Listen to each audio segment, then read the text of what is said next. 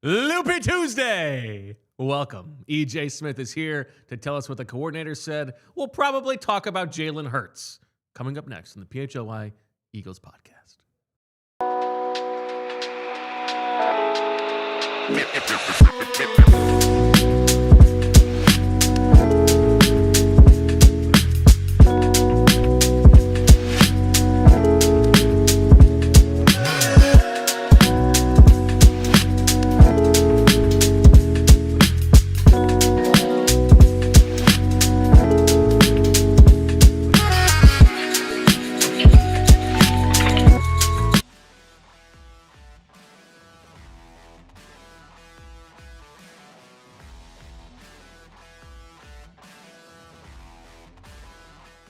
Hello, everybody! Live from the Xfinity studio, this is the PHLY Eagles podcast presented by Bet365 and Ashley. Not to be confused with Liz Frank. But Wulf, EJ Smith, how's everybody doing? EJ, how are you? I'm doing well. I'm excited for this Loopy Tuesday. I'm a little bit worried about the pre-show energy and if it will carry into the show. But listen, it's funny. My wife said to me this morning, like, the Tuesday show is supposed to be, like, you're supposed to have fun. It's supposed to be free-flowing. So wait, were you? She's giving me like a pep Does talk. that mean you were anxious about the Tuesday show? You were worried about? I usually try to bring structure to the Tuesday show, and I was like expressing that to her, and she's like, it's supposed to be fun. People, just a couple guys.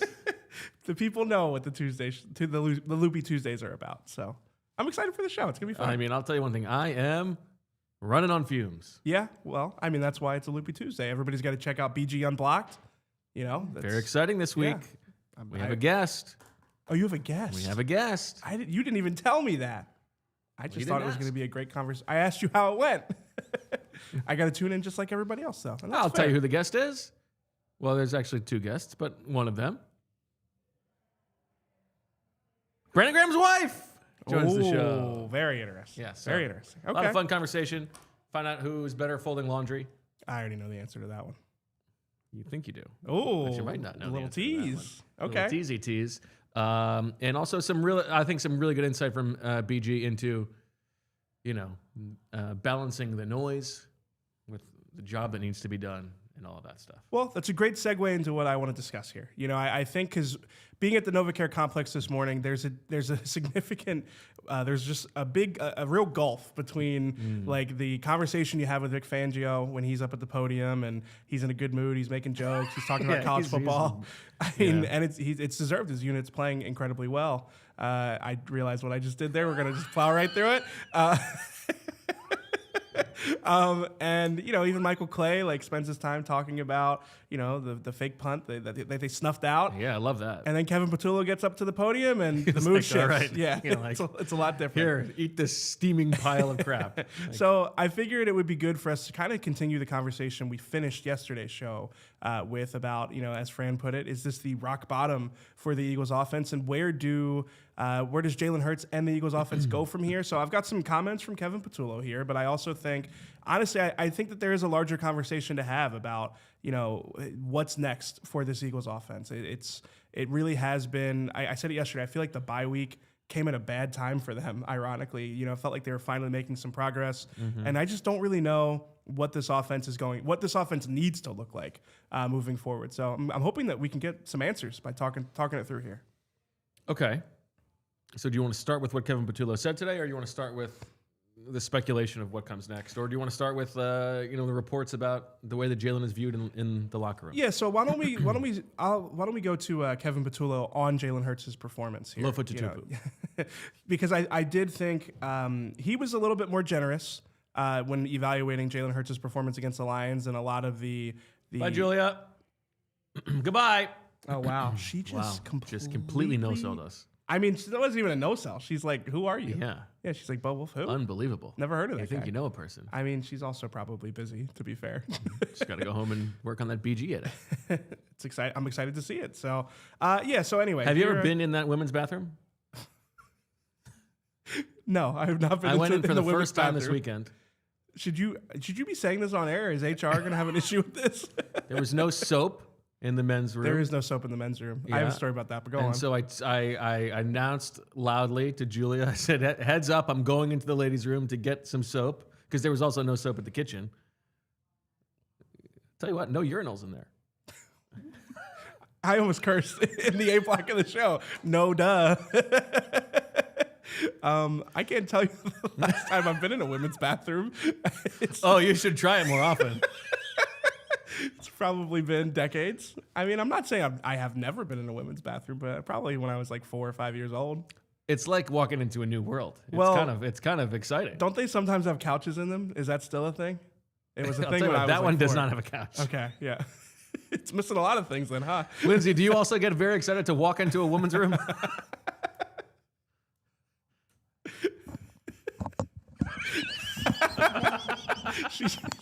I don't think she was ready to wade into this one.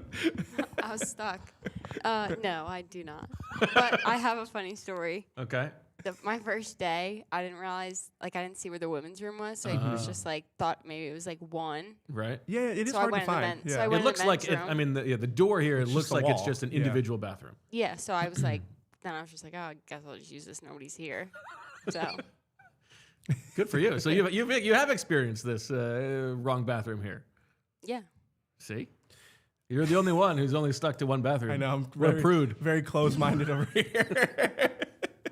I also complained about the lack of soap in the bathroom. I mean, I was hitting the crap out of that thing trying to get something out of it. I know. It's and hard. Jamie was in the bathroom as well. And I go, really low on soap, Jamie.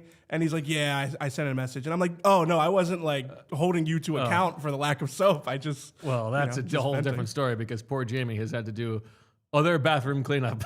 Oh, no. That is beyond the scope of his job. What a saint. Nunya says EJ one bathroom Smith. I mean, I've been called worse on this show recently, I would say. So I'll take one bathroom. Anyway, do you want to talk about Kevin Patullo and Jalen Hurts? I guess. All right, so Lindsay, we could pull up the quote from Kevin Patullo on Jalen Hurts' performance here. He said it was a different kind of game the way that it played out. He took care of the ball, and that's a major priority for us, obviously. But he did a good job. The game kind of went the way it went. The field position was kind of different at times. We had two red zone opportunities. I know those. The short field. We came up with a field goal. We need to do a better job there. Those two drives right there. If you come away with touchdowns, they feel completely different. So there are two things that I find interesting in this one. I think the first one is talking about protecting the football. And the that admission is is the number one priority in the way that he is evaluated. And I do think that is a window into how this team prioritizes playing on offense, especially with the context that their defense is playing as well as it is. It kind of reminded me of the Chiefs game earlier in the season, where they, at least in hindsight, hearing from Kevin Patullo and reading between the lines, I do think that there are times where, like that Chiefs game and then again against the Lions, where they change the way they call the game as the game progresses because of the type of game it feels like it's going to become. And I don't know how to feel about that, especially. I feel like that's a bit of a cop-out. Well, I mean, I think it is how they approach the game. I'm not saying I agree with it. I think it's a dangerous way to play. But I do think that is, I don't think, are you saying it's a cop-out for them to play that way, or for me to frame it that way? No, not for you to frame it that way, because I think they do believe that. There are two things, though. One is that they were playing that way, where protecting the ball is the most important thing we can do on offense, even when the defense wasn't playing at that level. Yeah. Right? Yeah. I mean, that's how they've been game planning and calling plays all season long. And not to relitigate here, but the defense has not been this good most of the season. Yeah, and it's to play the time of possession game with the way that this team is built is just so dissonant to the amount of talent that they have. How did we get here? How did we get to a point where the Eagles offense with A.J. Brown, Devontae Smith, Dallas Cowboys, Jalen Hurts, one of the best offensive lines, Saquon Barkley, one of the best offensive lines in football, how have they gotten... Latu. What's that? You forgot about Latu, but go ahead. Yeah, Cam Latu, the best blocking tight end in the NFL, underutilized. We'll get to that later. How did they get to a point where they're celebrating we didn't turn the ball over and we kept the defense off the field in key situations?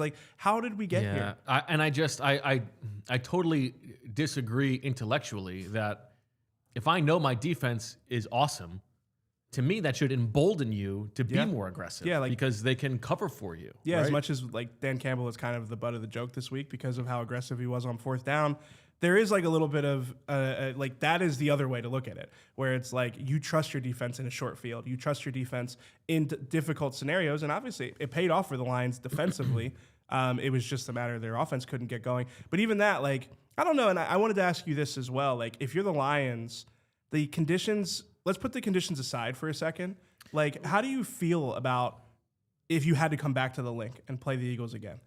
Because I do feel like It's a good question. because like if you think about it from their perspective, it's like they outgained the Eagles. Do you think like that fourth down variance plays out differently? Do we feel better about it? I think that once you put the conditions into it, it's a different conversation. I don't think like I wouldn't feel good about Jared Goff coming back to the Link. Right. But if you take that aside for a second, like the way that the Lions played, they probably feel like their process was okay. You know what I mean? I think that's right. And that is a reflection of the way that the Eagles offense played the game, in my opinion. I agree. Yeah. I agree. And there's the, do I agree with them? Which I don't. But in terms of it explaining something, I mean, if that they keep saying it so much that you have to believe them, it's disappointing, but I don't expect them to change it because they're winning. Yeah, I mean, and I think they can be that anecdotal. It's hard to argue with the bottom line, and I don't know. I'm sort of with you where it's like last week we spent so much time talking about like AJ Brown being right that they can't band-aid over the offensive issues with their defense, but I don't know. I am starting to change my mind a little bit on that. It just is crazy to me that we have gotten to this point with the Eagles offense. I think that is a separate issue that like is still worth unpacking. So I also do think it's worth talking about like the scrutiny that has come for Jalen Hurts' like leadership style and his role in the way the Eagles offense has looked the last couple of weeks and really the last few years. And I don't know, we've had conversations about this before, and I do find it interesting that like whenever things start to get rocky, it's always Jalen that's the first one to be, whatever euphemism you want to use here. Like it's always him that ends up being the focal point of the issues. And I don't know, I do think that's a little bit more of a product of like media literacy and like the landscape than it is the actual reality of the situation. I think that's very well said, and we will discuss it more on the other side of this break. Bet365 has 90 million users worldwide, and they live stream over 780,000 events each year with early payout offers across the NBA and NHL. Bet365 pioneered live in-game betting, and today they offer the widest range of markets available for live in-game betting across 78 sports. It's Tuesday, you know what that means? Well, it's an NBA tip-off Tuesday. See for yourself, where you can place a qualifying same-game parlay bet on any NBA game and get up to $10 in bonus bets if the bet loses. Terms and conditions apply.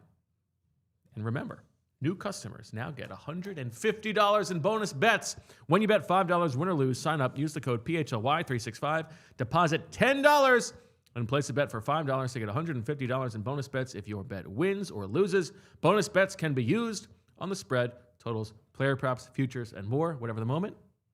It's never ordinary at Bet365. Must be 21 or older and physically located in Pennsylvania. If you or somebody you know has a gambling problem and wants help, call 1-800-GAMBLER. Since Julia no-sold us on the greeting, I feel like it's okay for me to do this. Mm-hmm. The other day, Julia invites me over. Wants me to watch Monday Night Football. So I come over, and her setup was a total mess. Lagging, buffering, and switching between apps trying to find the game. She claimed she was a big fan, but I feel like I was fan-fished. See, if you call yourself a football fan, you have to have Xfinity. It's the ultimate sports destination, and I can find the best games and my favorite teams all in one place, and the way that I watch is next level. It's the perfect fan flex. I've got all the action right there in my living room. Plus, Xfinity's best picture and sound with enhanced 4K, so clear it feels like I'm in the stadium. Sometimes I've got 4 games going on at once because why not? On top of that, I get real-time notifications and live stats right on my TV. It's the best seat in the house every time. Next game day, make sure that big fan isn't a big fail. Learn more at Xfinity.com. Xfinity, imagine that. Restrictions apply. Multi-view requires Xfinity 4K capable TV box. Back in the PHLY Eagles podcast, a super chat that will lead us into this discussion, EJ, from our friend Winston, who says, if the Eagles win the Super Bowl, would this be the most miserable back-to-back champs in history? I mean, I've never covered back-to-back champs anywhere else. Well, really ever, just in general. I do think like, I don't know, it's just kind of the nature of being at this level, you know. And I think that like this is an interesting thing that I've been thinking a lot about, which is that the Eagles like roster is so talented that it doesn't have to look perfect for them to win games, and it's like they are viewed on a different. They're viewed differently than most teams, and I think that that's fair. You know, and I think it informs a lot of the discussions we have about a lot of these things. Like, you know, the record that they have is remarkable, and I do think like the way that Nick Sirianni coaches is probably reflective of the talent they have on the roster, but that does inform all of these other things that we spend so much time talking about. I think there is, think about it from a roster building standpoint. The kind of personality that you have to be elite. The Eagles roster is filled with elite players, people who are among the best in the world at their positions. To get to that level, you have to have something a little bit off about your wiring. Yeah. Right? Howie Roseman has not filled his roster with the 53 guys who are going to have the most cohesive meeting, right? Yeah. And so you have all these alphas who are awesome at what they do. Of course, they're going to butt heads at times. The flip side to that is, you know, it is Nick Sirianni's job and it is the team's job to keep everything together. And so, yes, I think it is very tiresome that at 8-2, nothing is ever good enough. I mean, but I also think every team in the NFL has stuff going on. Yes. All 32 of them.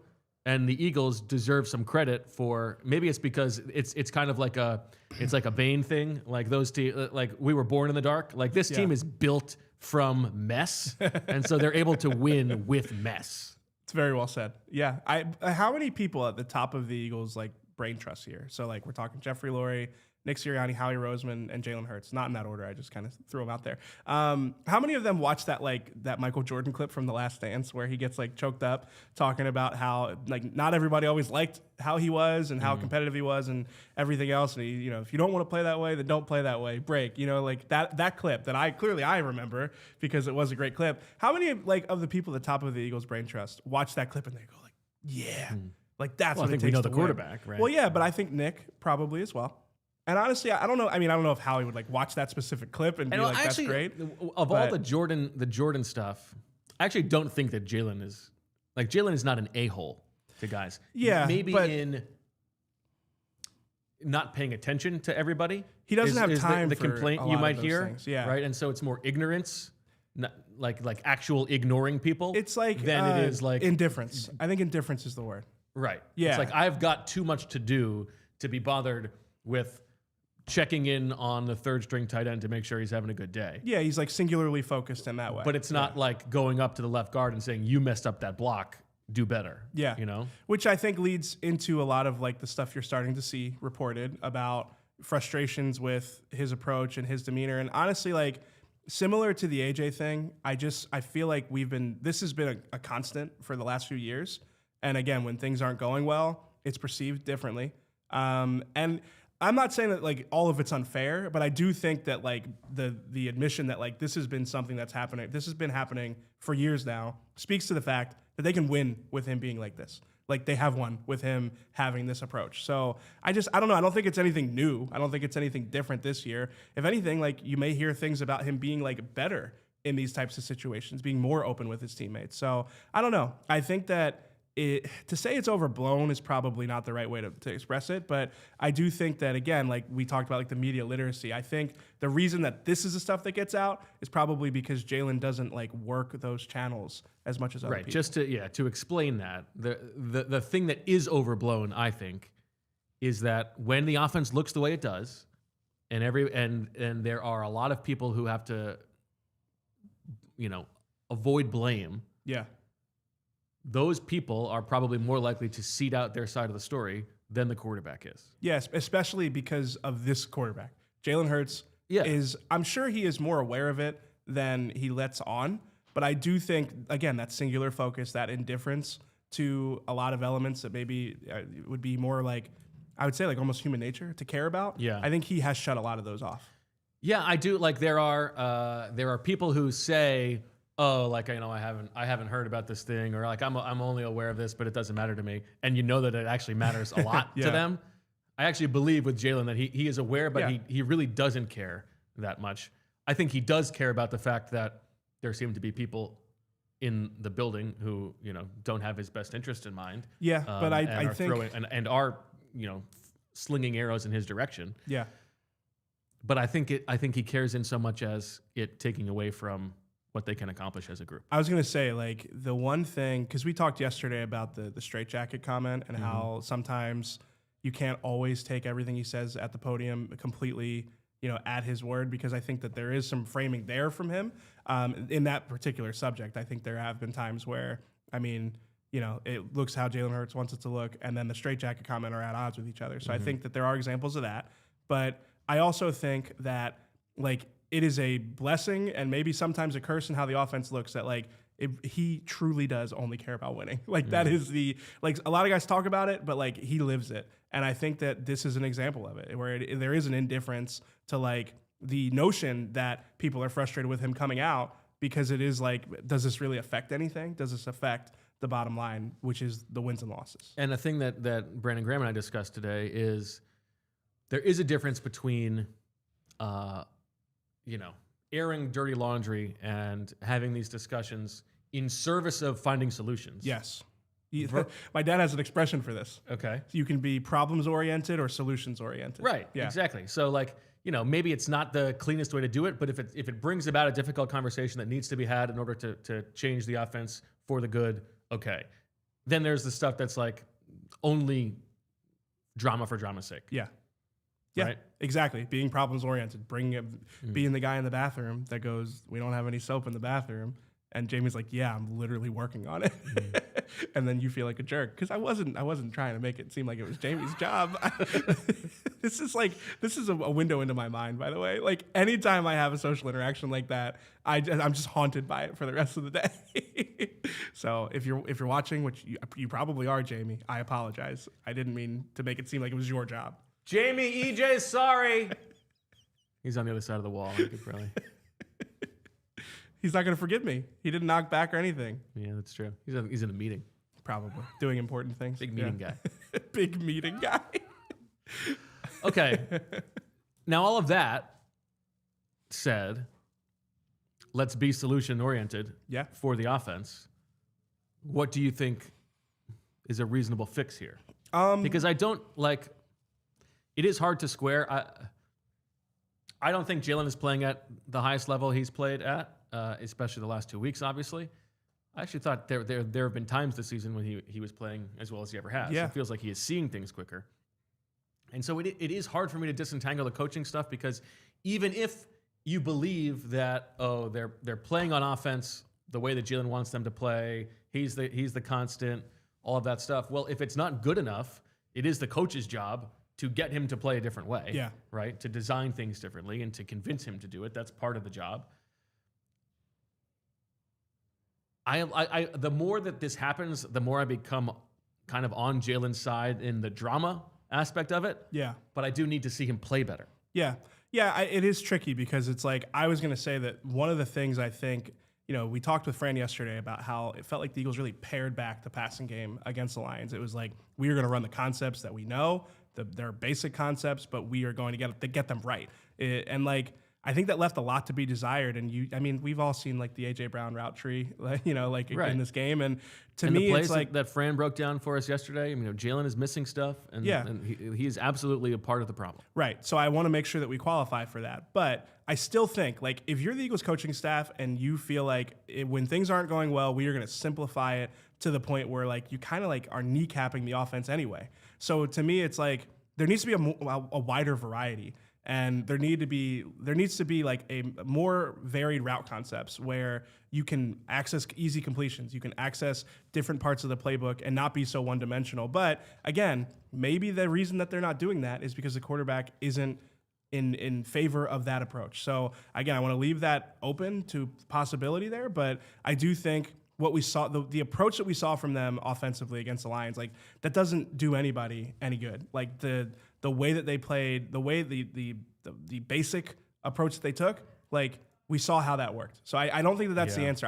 I think like it's probably reductive. It's also like, I mean, you could probably get away with that against the Cowboys. Well, that's like the a bad thing. defense. Okay, they were playing a good defense. Like, put a plan together. I'm glad that you said that because I think that there is like an optimist view here, like where they get it, they figure it out in the next couple of weeks, and then Jalen gets to have his "so that's what y'all wanted to see, huh?" moment, and they figure it out. I think right now the biggest thing is that they need to figure out like what they are.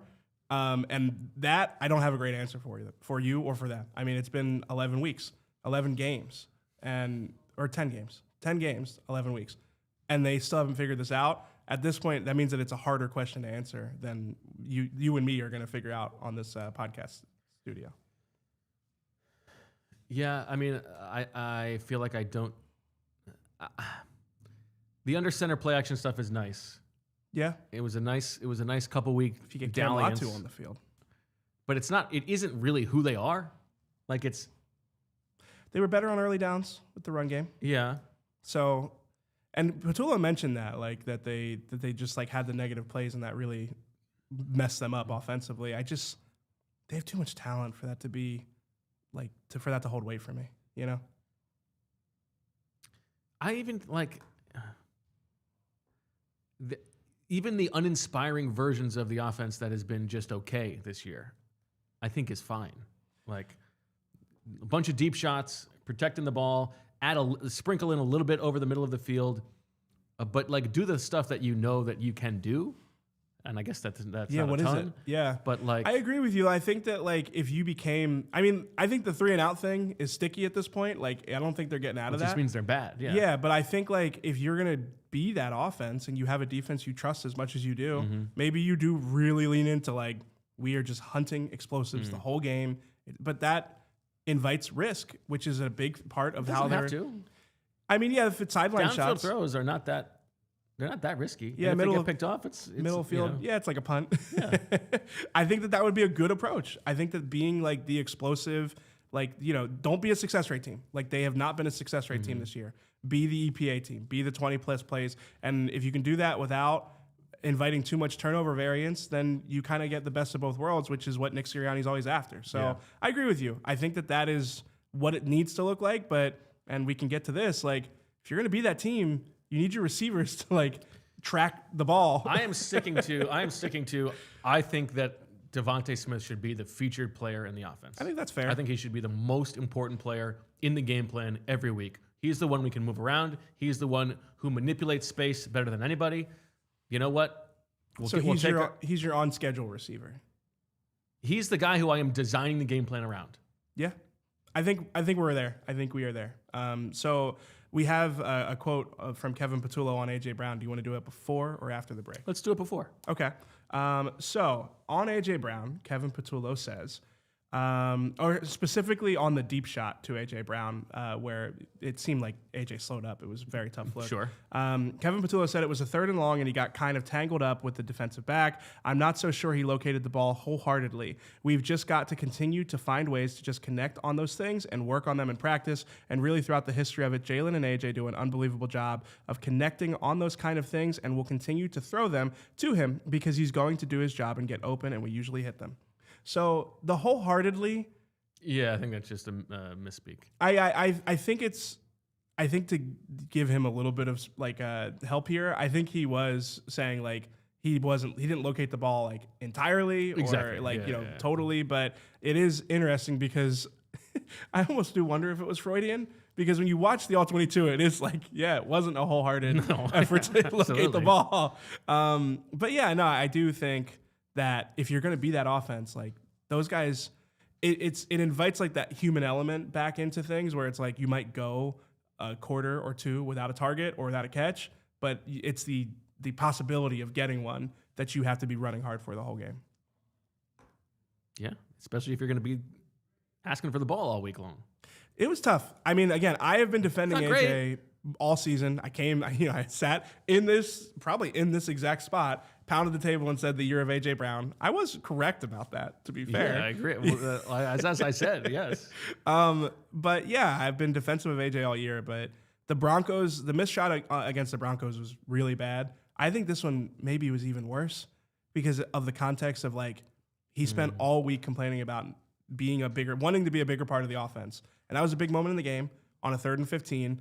And you have press man coverage against Rock Ya-Sin. No offense to, fellow Temple alum Rock Ya-Sin here, but if you get press man against a Lions backup cornerback, like, you have to win that route. And at the very least, you have to not give up on the route 15 yards downfield because, Kevin Patullo did mention, like, the hand fighting aspect of things, but, like, you're A.J. Brown. Like, I've been on this podcast set talking about the fact that, like, he's not a separation receiver. He's he boxed you out. He's a physical receiver. You can't, none of these are, like, good enough excuses for the way that it looked on tape. It was, like, a jaw-dropping moment when I watched. I was texting Fran about it. I did text Sean Syed about it. I know that might be taboo, but yeah. You're allowed to text Sean.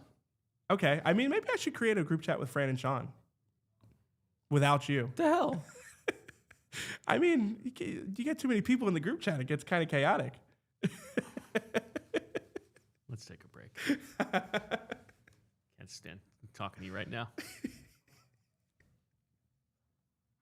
Whether your favorite team wins or not, there's always another way to win on the BetParx online casino app. Check out brand new casino games like Huff and More Puff and Fireblaze Sky Queen, a BetParx exclusive. It's the only app I ever use to play all my favorite casino games in the palm of my hand. You can play hot online slots based on your favorite streaming shows like Walking Dead, Squid Game, Breaking Bad, and Peaky Blinders, and all your favorite classic casino games from wherever you are. Go to betparx.com and download the app right now and enjoy all the action and excitement from the casino at your fingertips. You must be 21. And in Pennsylvania, New Jersey, Maryland, or Michigan for BetParx, you love to play, you play to win, you bet. BetParx. Gambling problem? Call 1-800-GAMBLER. Next, let's talk about Factor. It's a service I've used personally even before joining the team here at PHLY because they offer chef-prepared, dietitian-approved meals and make it easy to stay on track and enjoy something comforting and delicious no matter how hectic the season gets. Factor has more variety and more meals. Choose from a wider selection of weekly meal options, including premium seafood choices like salmon and shrimp at no extra cost. They've got great nutrition as well, which is why 97% of customers say that Factor helped them live a healthier life. Feel the difference no matter your routine. My wife and I use them, and you should too. Eat smart at factormeals.com/PHLY50 off and use code PHLY50 off to get 50% off your first box plus free breakfast for 1 year. That's code PHLY50OFF at factormeals.com for 50% off your first box plus free breakfast for 1 year. Get delicious, ready-to-eat meals delivered with Factor. Offer only valid for new Factor customers with code and qualifying auto-renewing subscription purchase. Back on the PHLY Eagles podcast. Did you see what Fran said in the chat?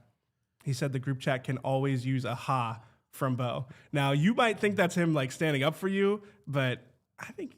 No, I understand that that's him taking a shot at me. Yeah, I'm not a moron. I mean, with how much it really... hold on, let me take that back. I am a moron. But even I can understand that. You're not a moron. Best host in the city. We're all morons. I mean. No. But the ha-has, I will still sometimes screenshot them and send them to one of the two Julias in my life, either Julia Hoff or my own Julia. Just like, this guy hates me. He just hates me. Fran's now walking back. That is total. Fran, just stand on business. What are we doing? It was a good shot. Just take the shot. All right, I think it's time for me to put you in your place, if I can. Oh God. Let's play another round of the game that is sweeping the nation. I'm gonna get thanks destroyed to on this. Lindsay for pulling this together once again. It's time for a guess the player. All right, now should we do it the name that tune way, or should we do it just shout it out?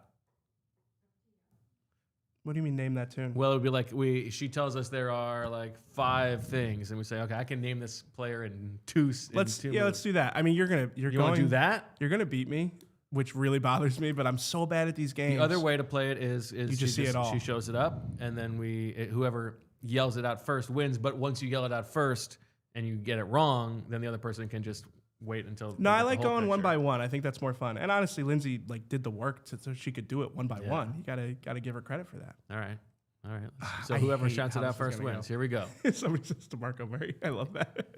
Guess the player. So you want me to just slowly go through? Yeah, let's go one by one. Okay. Tampa Bay Bucks. To the Patriots. to the Steelers. Back to the Patriots. Huh. Is there going to be an Eagles tie in here? Oh, okay. Bucks first is interesting. Did they finish with the Eagles? To the Lions. The silhouette might give you a clue. Oh, wait, hold on. Don't give us the silhouette Yeah, yet. no silhouette. Okay. Yeah. So that's the end. Lions is the end. That's all the teams. Oh, interesting. Oh, okay. Bucks, Patriots, Steelers, Patriots, Eagles. Ooh, I think the Lions. chat got it. I'm going to say it. Oh, LeGarrette there you go. Blount. LeGarrette Blount. It's LeGarrette Blount. That's a good one. Would you have gotten it if you had not seen the chat? I wouldn't have gotten it. I think I would have got there eventually. Yeah. I just had to. Lindsay, you saying the silhouette was going to like tip it off made me think it was going to be like an offensive lineman. It's just because you could see his hair like a little bit. Not everyone has like. I could have stared at that all LeGarrette day. Blount. That's a good one. That is it's a good deep cut. I believe that was one somebody said. Somewhere. I definitely forgot about Blount in Detroit. That is I think that's what would have tripped me up. I don't think I knew that LeGarrette Blount was drafted by the Next Bucks. time I'll move. I knew that. I'll move the Undrafted chat by out the of your, Bucks. Undrafted by the Bucks. Okay. Yeah. Good rookie year. How did he get? How was he 7th in the comeback player of the year voting as a rookie? Did he get hurt his rookie season? As a I mean, he rookie. must have. Oh, it might have been. Yeah. Interesting. It's a fun fact about LeGarrette Blount. 7th in all AP comeback player of the year voting as a rookie. That's a really fun fact, EJ. I mean, I think that is actually a fun fact. It's interesting. I guess. Why am I so? Well, that's it. Lindsay quit. So there she goes. It was It's good. It's not good. It's funny. It's good. For those of you who didn't hear, she said she had to use the men's room. I need somebody out there that listens to the show has to understand like brain chemistry and like psychology or what's the other one? It's not psychiatry, right? Whichever it is. Someone can you please explain to me why I'm so bad at these games? Like I do cover the NFL, but I cannot. Like Immaculate Grid, I suck at it. And Daniz being bad at it made me feel better because he's one of the smartest people I know, and he's also bad at the game. So there must be an explanation for it. It's not just that I'm stupid. It's probably that everybody who plays in these sports is playing in search of a ring. And so somewhere deep inside you, that offends your sensibilities and you try to forget them. You know, the Super Bowl rings, for whatever reason, don't bother me as much. Interesting. I would never wear one, to be clear, but You would never wear one. Never. If you won the Super Bowl, you wouldn't even wear it once. I would not wear it. I promise you. I barely wore a wedding ring. I did try. I did it for like a month. You wouldn't just put it on for a picture? I don't think I would hold it. What? I'm telling you, it's like a real thing. What happens to you? I would just be like kind of grossed out. Man. Yeah. Thank you, Brenna. Thank you, Brenna. Honestly. No, I can't say she's the MVP. Lindsay's the MVP. See, comeback player of the year. P being the operative letter. Producer. I understand. Yeah. I don't know. Oh, I She get just what went you're to saying. pee. That's a bad joke. Boo. Pretty sure she laughed. So. Shout out to my niece, by the way, because she says boo off the stage and she turned 6 today. Happy birthday.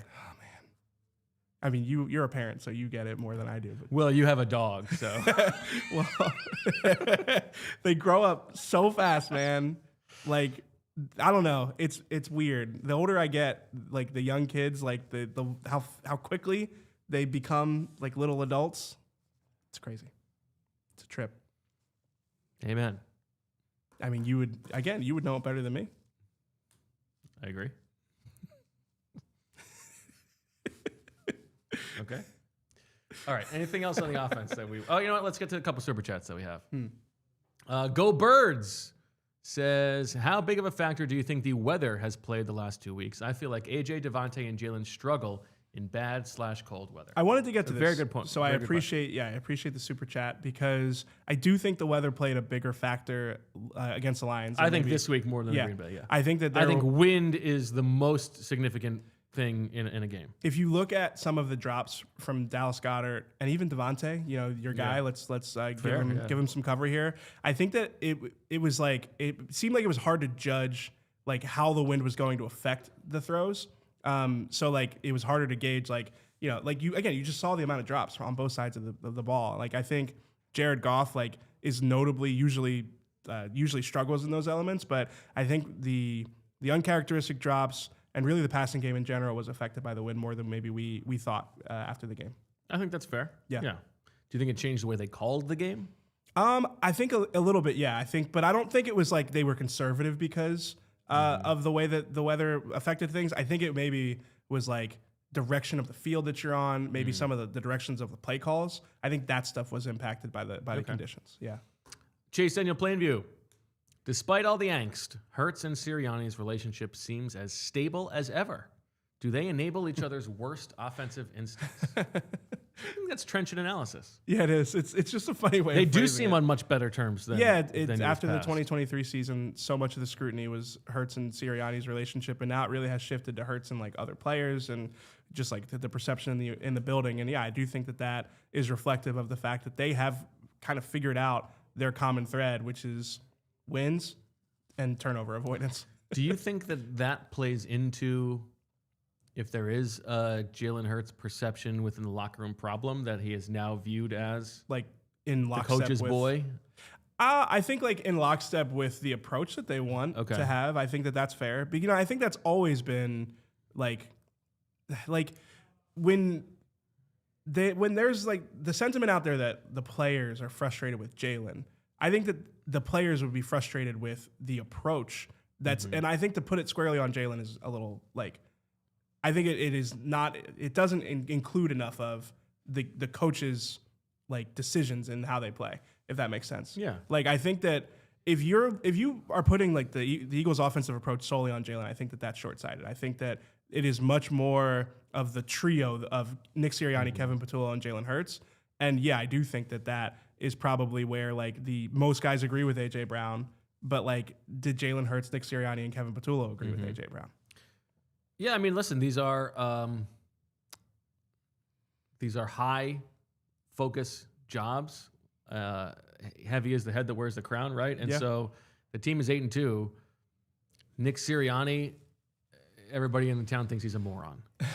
Kevin Patullo, like, I'm sure like he's got young kids. I'm sure they're at school. The other kids are all being like, "Oh, everybody says we should fire your dad." And Jalen Hurts. He gets paid all the big money. He's the quarterback. And so anytime something's wrong, people are just going to blame it on him. Yeah. That's the job that they've signed up for. Doesn't mean that it's always fun. Right. But that is kind of the job. Yeah, I completely agree. And at the end of the day, they'll have the record to fall back on. I mean, it's been a weird year. Yeah. One of the weirder years I've covered. Even like 2023 wasn't even this weird in my opinion. Like at this point in the season in 2023, things were starting to unravel. But yeah, I think this year has been more strange. I agree with that. You think it's just the nature of a Super Bowl hangover? Not all of it. Yeah, I don't know. Maybe. So far this season has not actually been that dissimilar to last season. True, but it is strange. It's more strange. Wouldn't you agree? Yeah, I think so. Yeah. I think it's also, and this is something that I don't think we've talked about it. I mean, one of the craziest things in the world I saw on on TV the other day, Stranger Things season 5 is coming out soon. Who's still watching that? My wife watches Stranger Things. I don't watch Stranger Things. This is what a perfect encapsulation of my television. This is a great Stranger derailing. Things season 5 is coming out. Great. I don't watch Stranger Things because I don't like spooky television. Oh, yeah. Well, the rings involved, yeah. No, I just like like I always say, like I can't watch like Law and Order, like Special Victims Unit. Like that show is scary. Yeah. And that's the thing is like it's got to be if it's real or if it's like paranormal. I can't do it. I can't watch Black Mirror. It's too scary. It's too real. Okay. So Stranger Things is on my no watch list, and it frustrates my wife because it's like she's like it's not scary. It's like it seems just like kind of like unsettling, and that's scary for me. I don't want to watch it. I don't like spooky stuff. That's what I always say. Okay. I think we have one more super chat we got two more from Musa. What camps have the most interest in seeding these stories out? Any ideas?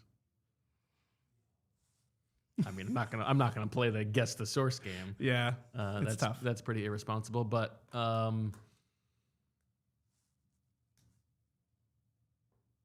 you know what? It's more like You can if you track the reporters long enough, you can you can put some things together. I feel. Yeah. I mean, it's tough to speculate on that type of stuff. Yeah. U.S. to Guam to U.S. It's flex. Sure. Very generous super chat. Thank you very much. Says, off topic, what's it going to take to get guest visits of Ben Solak, Brandon Lee Gowton, and Jimmy Kemsky? I miss Bleeding Green Nation. We've had Jimmy on before. Have you? We've had BLG on before. Have you had Jimmy? I didn't know that. Actually, I think we've had Jimmy on in past iterations of this show. Oh, yeah. I believe that Jimmy might not be allowed to come on the show. I wasn't going to say it. I'm speculating. BLG has been on several times. We love BLG. We love this. Stepped we love in these for an guys. emergency pod, which was like... Yeah, I felt so bad about that. I could kiss the guy. Yeah. I don't remember what that was for. It was, I think, the John Mechie trade because The John Mechie trade. It's burned into my brain because I couldn't make it. And yeah, love a Solak. Yeah. He's welcome on anytime. It was big shoes replacing Ben Solak on the other Philly. I mean, I'll say the name. The Ringers Philly Special Podcast. Yeah, it was big shoes to fill in for Ben. Although to be fair, like Sean Syed was kind of the Ben Solak for replacement. I was just kind of like. There. Do you have any? I know that you've been like itching to get some mailbag takes. Yeah, off. Do you have anything that you'd like to weigh in on, or is that irresponsible on? Is that unfair on this show? Let's start doing them on Fridays like we said we were going to. Okay. I need people to send me stuff, though. Like, you can just CC me at EJ@allphly.com. Start CCing me on the ones you send to Shield. I don't know. We got to tap into that audience. Nudes accepted. No. They are not accepted, actually. Noodles. Solak came on during Super Bowl week. We have had Solak on. Thank you, Fran. Yeah, Ben's great. I love a Solak. Yeah, I'm just giving the guy his flowers. Absolutely. I know he's listening, so. He's got 2 kids. And I got 2 dogs. And it's the exact same thing. Let's take a quick break. Come back and talk Vic Fangio. Getting a little potty mouthed up on the podium. Michael Clay. Revenge of the student becoming the teacher. Very exciting stuff. All coming up next on the PHLY Eagles podcast.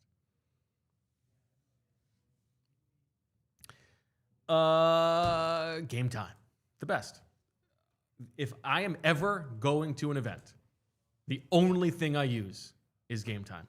And I have been conditioned by using Game Time to know that you wait until the last minute. That's when you're going to get the best deal. It's fantastic. You can see on the app what the view is going to look like from your seats. It updates all the time. It's truly the only thing that you should use if you're going to a game. Plus, they've got other things like great customer service. We're talking the lowest price guarantee, where Game Time will credit you 110% of the difference. There's Game Time ticket coverage, where your purchase is covered with the most flexible customer service policy in the ticketing industry. You get the seat views, so you can see what it's going to look like when you get there. You get the priority fees that are included, so you're not going to get bombarded or surprised by fees at checkout. No. You get the all-inclusive right at the time you're looking at it. You get the zone deals, all that good stuff. So take the guesswork out of buying NFL tickets with Game Time. Download the Game Time app, create an account, and use code PHLY20. Sorry, the code is PHLY for 20% off. Listen to me now. Use code PHLY for $20 off your first purchase. Terms apply. Again, create an account and redeem code PHLY for $20 off. Tap, ticket, go. Download the Game Time app today. So Bo and I were talking about folding laundry before the show, and it made me think. Like, we all have that one article of clothing that when you're folding your clean laundry, you make sure it's at the top of the pile. For me, that's the Mack Weldon stuff in my collection here. From the gym to work to a night out or a summer adventure, a fall adventure, even a winter adventure, you want clothes that feel comfortable anywhere. Mack Weldon's new Tech Linen does exactly that, combining the easy charm of classic linen with their Cool Max technology. Effortless style and comfort all fall long. Not flashy, just classic, always in style, and made from the world's most comfortable performance materials. Explore shirts, shorts, hoodies, and more at MackWeldon.com and get 25% off your first order with code PHLY.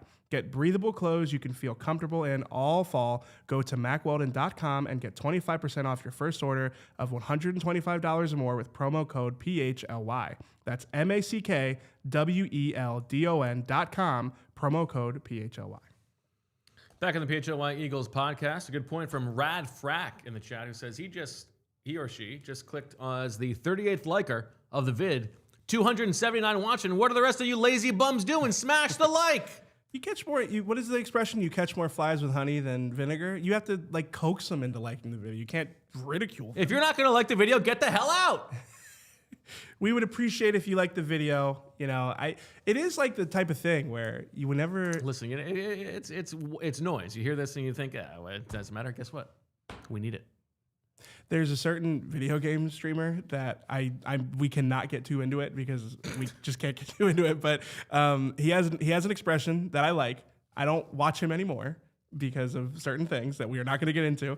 But he used to always say, if you like the video, like the video. And it's so simple, but it's like, yeah, need you to do it. Do not ask me why I don't watch him anymore. Is this the one that I'm actually aware of? I don't think you're aware of him, no. Okay. Now I'm wondering, ask me who you think There is some streamer at some point who had also done like scat videos or something like that. No, that's not that guy. No. Okay. No, this is honestly the guesses are probably worse than who it is, but we can't get into it. I look forward to finding out the truth about this one after the show. Taking it to the grave. Super chat from Will Madden who says, the Eagles are maybe so conservative they simplified the plan because of the wind. More complicated plays going downwind, not risking it going into the wind. I don't think that's the case. I don't think it was an aggressiveness thing. I think it was more because I noticed it with the kickers pregame. Like the ball was kind of like diving, low and to a certain direction. It was the far side from the press box, which would be, I'm so bad with directions. It's the south end. Yeah, so it was like kind of like coming from that direction and pushing things toward, I think, the Lions sideline. I'm sorry, that's the north end. Yeah, it was pushing things to the Lions sideline, I believe. So I think like certain pass plays, if you didn't want the ball to get pushed that way, you wouldn't call those plays. The way to think about it, I mean, it's easy because it's aligned with Broad Street. It's not going to help me. It doesn't help you? No. The like that way stuff that my predecessor would do, I'd be Who? hopeless. The guy that did the interview with David Baker. He's never been on the show before. Before that. You can say his name, Zach Berman. I remember. I watched the episode. He was. Yeah, I shouldn't very have. insightful, I don't know but why that's the first time I ever. why I became dropped the aware of him. predecessor. Yeah, Zach Berman. Shout out to Zach. Shout out to Zach. Somebody messaged me asking me if you allow me to talk to him in the press box. And I said something sincere, and then they replied like, well, no, like I kind of enjoy the bit. And I was like, sorry, I should have kept kayfabe here. Like I should have been like, absolutely not. Can't talk to that guy. I don't control you. You're your own man. Be your own man, as Dana's told me. That's right. Yeah. What did Vic Fangio say? Should we play the clip of him cursing? I mean, we're almost to Bovertime. Do you want to just save it for Bovertime? No, let's play it. Let's be a little nasty. Let's be a little naughty. All right, we can play it. Yeah, let's play it. Vic Fangio talking about college football had a fun, very Vic Fangio thing to say at the end of his presser today. Rowan got screwed. Who did? Rowan. They should be in the D3 class. Yeah, everybody's got a whine and a bitch. I didn't realize that that's what it was about. It was about college football. He was talking about I thought he Eastern was University. talking about like Philly media or something like that. No, and that will, we are a truth-telling podcast here, so I think it's important. Like, people will probably spin that out of context, like, oh, you own the Philly media. He was just talking about college football, D3 college football. He was talking about Eastern University. And yeah, it was Bob Brookover from NJ.com was complaining about Rowan getting bounced out of the playoffs. And yeah, Vic's got no time for those complaints. It's very funny. Yeah. What else did Vic have to say? He had some interesting things to say about the improvement in the run game, Jalen Carter and Nakobe Dean. So I'll kind of do them rapid fire, and you tell me what interests you here. Okay. On the improvement in the run game, he said, I think as a unit we're playing it better. Obviously, Nakobe helps. The last 2 weeks, Phillips helps. I think Jalen Carter has really kicked up his game here lately, so it's a combination of a bunch of things. And then on Jalen Carter specifically, he said he was nursing that shoulder injury and the thing that kept him out of the Giants game, which was a heel injury. He said, I think it's conditioning improving and health improving. He also said that Clint Hurt was the one who implemented the tip drills into practice last week because of something they saw from Jared Goff, his release point. It's funny because I talked to Rich Hoffman about this, Handsome Rich, about this before the game. Like, Jared Goff does have a big windup. Yeah. And I actually let me go tinfoil hat here a little bit. I think his windup, this is out there. I think his windup makes I think it makes Ben Johnson more popular because it's he throws it with such conviction. He knows it's coming open. I think that it's something the tacticos would pick up on. Look at Jared Goff. He rips this into this opening before it's even there. Ben Johnson's such a good coach. I don't know. I think there's something there. I'm not so sure I follow you. Explain this to me like I'm the moron that I am. Well, you're not a moron. I think that this is not a great take for me, but yeah, it's Loopy Tuesday. Why does the length of his windup affect the because it's opinion of Ben Johnson? Because I think that there's the instances the tacticos will pick up on. Look, when he starts to throw this ball, it's way before the receiver comes out of his break, and it's oh, this is great coaching, and it's no, the guy just has a long windup. He's got to get going before the guy's out of his break. So I don't know. Listen, Ben Johnson's a good coach. He's doing a good job in Chicago, obviously. But I think that it's a little bit it makes it seem more coordinated if the guy's starting to throw it. I mean, I look for that with Jalen Hurts all the time. I look all the time. I pause it at the top of his drop, and then sometimes I'll pause it right when he's about to throw to see what he sees. So if Jared Goff had Aaron Rodgers' release, it would be Ben Johnson would still be coaching the Lions. No, I wouldn't go that far. I wouldn't. Maybe it's less about Ben Johnson and more just about I don't know. I think that the scheme gets more appreciation if the quarterback's getting the ball out with anticipation. No? I don't mind this. I appreciate it. A fun take. Yeah, I mean, I workshopped it here. I've never said that to anybody out loud before, so I've just thought it. I like that. Because he throws, he's got that big windup, and it's man, he throws with conviction, but it's no, it takes him a long time to throw the ball. Okay. All right, what was the last thing for Vic? I thought it was, he mentioned, he was asked why they continue to rotate Jihad Campbell and Nakobe Dean because of how well Nakobe Dean's playing. And he said just to keep Jihad ready to roll because he's the next guy up at ILB, but he's getting time to at OLB. It'll probably stay similar. So I did find that interesting. Other than that, I mean, I can just go through some of these quickly. I thought it was funny. He said he was talking about Nakobe Dean covering Jahmyr Gibbs and Jamison Williams, and he said, hopefully that doesn't happen too many more times. It's yeah. And he did mention or confirm that Nolan Smith is on a snap limitation. Okay. So. All right. How about Michael Clay? Because I do want to know keep the defense on the field. Yeah. So that is his call. That's Clay's call. Yep. Yeah. So that's interesting. Yeah, I asked Vic about that. Maybe at your behest. Maybe you texted me a little request there. And yeah, Vic said that that's a Michael Clay decision. That it's defense stay is what they call it. And that from there, I was interested too. I asked him who makes not the decision to keep the defense on, but who makes the call. And it's Michael Clay.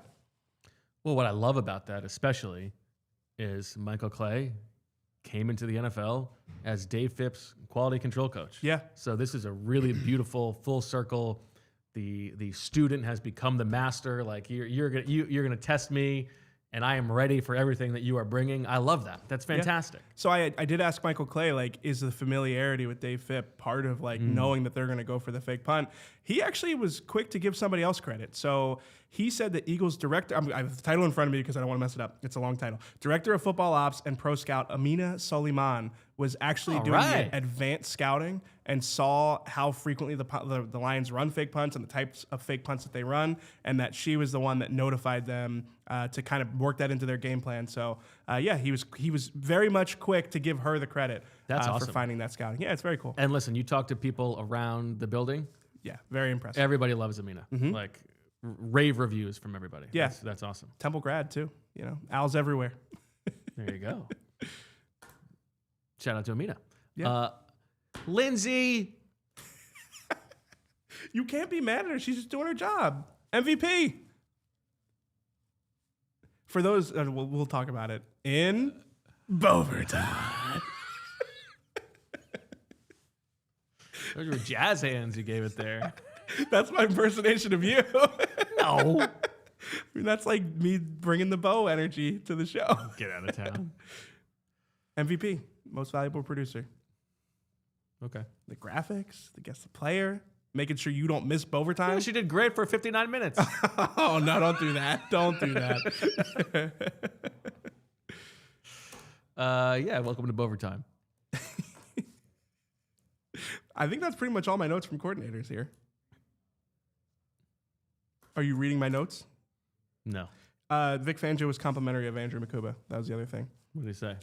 He said, I think the question was about like if he's playing better and that's limiting the explosive plays. He said, yeah, and that's a big part of us playing. Or no, he was talking about Andrew Makuba playing better, and he said Andrew Makuba playing better is a big part of them playing better too. Earlier in the year, he had some bad plays that led to big plays for the opponent, and we haven't had that lately. And then he said it's game 11 coming up for Andrew Makuba. He's not a rookie anymore. And he did mention the Bud Grant quote again. That got me ridiculed from some in the chat for not knowing who Bud Grant was. My dad also ridiculed me for that. Ooh, that's tough. I mean, listen. But you got to come back and say, Dad, if I don't know Bud Grant, that's your fault. You didn't teach me about him. Yeah, he wouldn't have liked that argument. He was disappointed because he's like, I really loved the Purple People Eaters when I was a kid, so you should know who they are. And I was like, well, I knew that. I mean, one of the great nicknames. No doubt. Yeah, I about knew it. that. I knew about that team. I just didn't remember the coach's name. I'll be better. I'll do better. A little bit, 1% better every day. Did you watch the Cowboys last night? I watched a little bit of it. I'll be honest. I didn't watch the whole game. I was tired. I was out early last night. Yeah. Did you? I was hoping to. I watched a little bit, and then Liam was having a tough night, so I was just holding her for a while, trying to get a little BG prep done. That's all. Did Leia help with the prep? I mean, I was holding her while I was doing it. Yeah, so she helped. Lindsay, do you ever have the thing where you're in the shower and you hear like you hear like a baby crying even though the baby is not crying? Yeah, I hear Phantom crying all the time. One time I was listening to a podcast and their guest had their baby crying in the Oh my background. God. So I had like a heart attack. And then I was like, wait, I looked at the monitor. I was like, what? And then in the podcast, they were like, oh, he was This so happened sorry. there was a TV. I think it might have been Task the other night. We're catching up on Task slowly but surely. And I think there was a baby crying in the background. And I'm like, I pause it and I'm like waiting to hear. But nothing. Yeah, so the other night, the shower thing happened. I'm like, oh, okay, this is just the Phantom thing. I open up the window, the door just to check, nothing. Then I open it up again, and I can hear Rachel like running upstairs because it's nonstop. Well, when there's like two, you have to like get in there as quickly as possible so the other ones don't wake up either. So then your heart's really racing. Yeah, fun stuff. I don't have a dog parallel for this really. Your dogs don't like bark at each other and wake each other up. No. I mean, the baby crying equivalent would be like, no, there's really not a good one, actually. I was going to say, like if I like know my dogs are like laying in their beds and I go to take a shower, if I hear like their nails clicking around, it's like, okay, they're getting into stuff. But like, it's not the same thing. They're not distressed. They're allowed to. Yeah. I mean, they're allowed to like walk around the house until like 9:00. And then it's like, let's all just relax now. How does the cleanliness, like germophobia? the germophobia track with dogs going outside and coming in the house? It's a good question. I mean, I don't touch their like paws very often. Okay. And like they're not like hairy dogs. Like, you know, they got short hair. They shed more than you think, but they don't shed that much. I don't know. But their paws are dirty. Like, do they get on? Are they allowed on the furniture? No. You know what? So that actually probably is how this works in our house. Okay. They're not allowed on the furniture unless we put a blanket down. They have like a specific blanket that they can lay on, and it's invitation only. That's what we call it. Okay. And That's a good way to handle it. yeah, they're very good about that. My dogs. I think it was Julia told me that I should bring, like, our Julia, OJ, told me I should bring one of our dogs, or our like both of my dogs in. And only one of them would enjoy that, so I would consider it for him. But you'd be impressed. He's a good dog. They both are. I'd be impressed. Do Yeah. you train him yourself? The oldest one we had since he was a puppy, and we took him to puppy kindergarten and puppy manners and all that stuff. So yeah, we trained him. Pharaoh we adopted, and Big P. Big P, yeah. Pharaoh we adopted, and Maddox is Big P. I understand why you would That's think that. incredibly confusing. Pharaoh is spelled like the Faroe Islands. Oh. Again, we adopted him. We didn't Okay. name him. not that I like his name. Big F. Big F. Ferrovino. We have a hard out in 5 minutes, and here we are talking about my dogs. But yeah, we didn't train him. But he's a really good dog. He just loves everything. So Okay. Super chat from Alan, who says Hurts' offense has mirrored the OC. Steichen, good offensive coordinator, good offense. BJ, Brian Johnson, bad OC, bad offense. Kellen Moore, average. Is it hard to believe Patullo's a bad OC?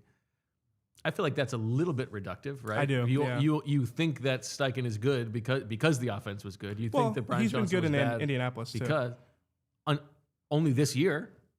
Yeah, but still, I think his offenses have been fine the last few years. But I get what you're saying. I think that's a little bit letting the results cloud how you feel about the coach. I think what Alan's talking about though is like their track record elsewhere. Now Brian Johnson's the exception. I think he proven to be a solid coach, and I think honestly, I still think he has a trajectory to be like an OC and maybe even a head coach in the NFL.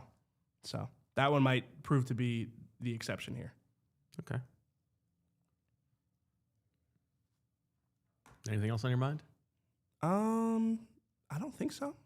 I'm trying to think if I had anything else for you. If I do, we can talk about it Thursday.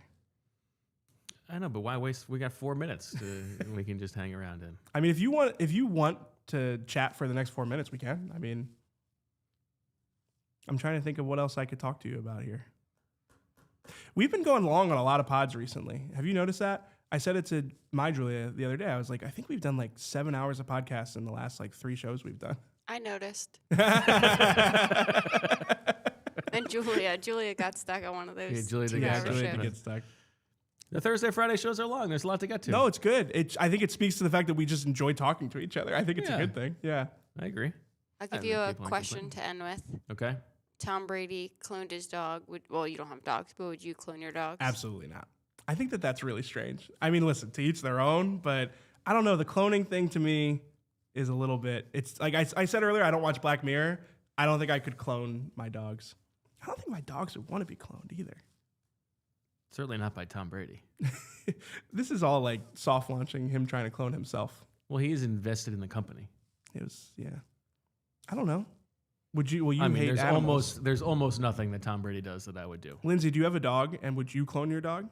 I do have a dog, and no. I Yeah. feel like that's like Well, the 'cause you have beauty a of a soul. dog is because like you have them for this certain time, and you like Yeah. love them. Yeah. You can't just like keep.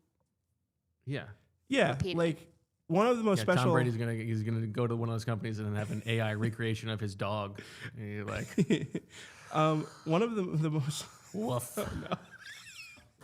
Here, I have an AI take I've been waiting to unveil, by the way, Oh no. that I keep forgetting about. Yeah. It feels a little too on brand, I think, given how online poisoned you have to be to want to do AI stuff, that the ChatGPT commercial is basically about incest. I haven't seen the ChatGPT commercial. Let me plan a romantic road trip for me and my sister. Get the hell out of here. Wait, is that actually the commercial? Well, they don't say romance. It's like, AI, help me plan a road trip for my sister. And then it's like cutesy talk in the front seat between brother and sister. That seems like a bad advertisement for them if it's like a romantic trip. Well, yeah, that's what I'm saying. Listen. But that's, it's Every time that's the target audience. every time I have an applesauce smoothie, I think of your outrage at the fact that I used AI for that. Next ChatGPT commercial. How do I seduce the delivery man? Oh my god. This is good. A little loopy end to a loopy Tuesday. When should I make my first move on the realtor? Oh man. All right. Keep seeing that commercial and just yelling at the. No, I TV. need to see this commercial. You don't. Yeah. It's a crazy world we live in. It's a dumb one, that's for sure. All right. Good stuff, everybody. We will talk to you tomorrow, 2 o'clock. Adam Hogue joins the show with Jamie and Rich leading the way. We're here all week, 2 o'clock. Thank you, Lindsay. Thank you, EJ. Thank you, chat. Oh, Frank Barber, just under the line. EJ, was this ending free-flowing enough for you? This was, I think it was a good, I think we made it through. I think, do I like to bring structure? Yes, but I enjoyed today's show. I hope you guys did too. Good job. And if you did enjoy the show, like the video. Or he's going to kick your ass. I'm not. No, I'm not the negative guy here. I don't neg the people into liking the video. I just if you made it this far, just drop a like. Least you can do. All right. We will talk to you tomorrow at 2 o'clock. And as always, we love you. We all silly like the mayor.